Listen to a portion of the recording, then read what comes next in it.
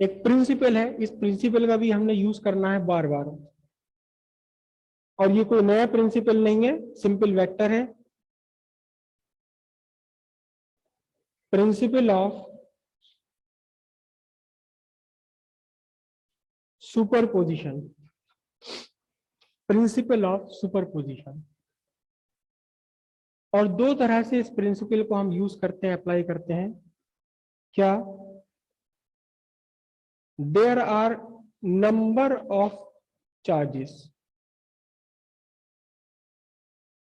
There is a charge plus Q1, there is another charge plus Q2, there is another charge minus Q3, and so on.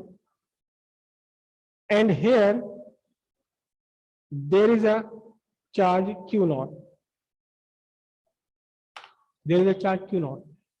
ठीक है, Q0 ना लिखो, चलो ऐसा नहीं कि ये हमेशा टेस्ट चार्ज ही हो, मैं सिंपली इसको Q लिख देता हूं। So there is a force between plus Q1 and Q, away from Q1. This is what? F1, force on Q due to Q1. There is another force on Q due to Q2, away from Q2. This is F2 vector. F1 and F2 may not necessarily be equal. Depend करता है Q1 और Q2 के magnitudes क्या है, इसलिए मैंने जानबूझकर इन दोनों वेक्टर्स की लेंथ अलग अलग बनाई है। ये एक जैसे मैग्नीट्यूड में हो भी सकते हैं, नहीं भी हो सकते। There is another force on Q due to charge minus Q3. So since Q3 is negative, the direction of force is towards negative charge. This is what? F3 vector. So what is the net force on Q? What is the net force on Q? Net force on Q, F vector equals F1 vector plus F2 vector plus F3 vector, और अगर और ज्यादा थी तो क्या है principle of superposition? What is simple of principle? The net force on a given charge is equal to the vector sum of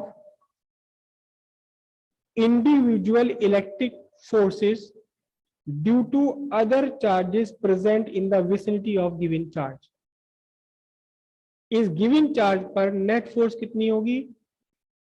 इसके आसपास मौजूद जितने भी चार्जेस हैं उन सारे चार्जेस के इलेक्ट्रोस्टैटिक फोर्स के वेक्टर सम के इक्वल।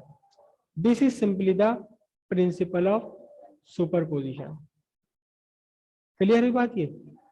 अब एक बात ध्यान से देखना जरा, अगर मैं इसी को यहां इस पॉइंट पर, अगर मैं इसी पूरी की पूरी इक्वेशन को सिंपली Q0 से डिवाइड करता चला जाऊं, या Q0 से भी नहीं, मैं सिंपली इसे Q से डिवाइड करता चला जाऊं, क्या? Divide by Q, divide by Q, divide by Q, divide by Q, तो ये क्या बन जाएगा? Electric field, net electric field intensity at P equals what? E1 vector plus E2 vector E3। तो अब एक और प्रिंसिपल हो गया, क्या? Net electric field at A point is equal to the vector sum of individual electric field intensities। दोनों एक ही बात है, क्योंकि फोर्स ही, ये इलेक्ट्रिक फील्ड भी तो फोर्स का ही रूप है। Force on any particle any charge, electric field force on unit charge, है तो ये भी फोर्स ही। इलेक्ट्रिक फील्ड इंटेंसिटी भी फोर्स ही है, लेकिन ये कौन सी फोर्स है? एक यूनिट चार्ज पर लगने वाली फोर्स। और ये वाली फोर्स कौन सी? चाहे 2 कूलम चार्ज हो, 10 कूलम चार्ज हो, 0.1 कूलम चार्ज हो। ठीक है, डायग्राम ड्रॉ कीजिए।